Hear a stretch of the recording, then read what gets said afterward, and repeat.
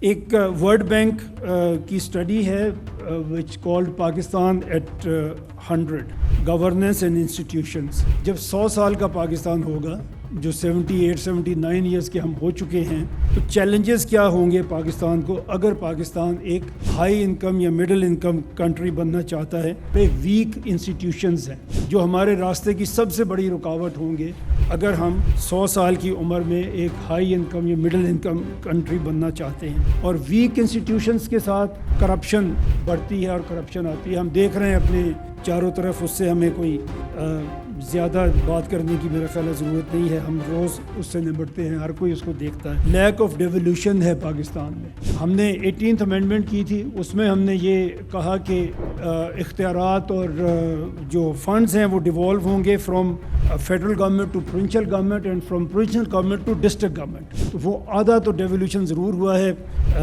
وسائل جو ہیں وہ فیڈرل گورنمنٹ سے پروونشل گورنمنٹس تک آئے ہیں، لیکن انفارچونیٹلی وہ ڈسٹرکٹ گورنمنٹس تک نہیں پہنچے.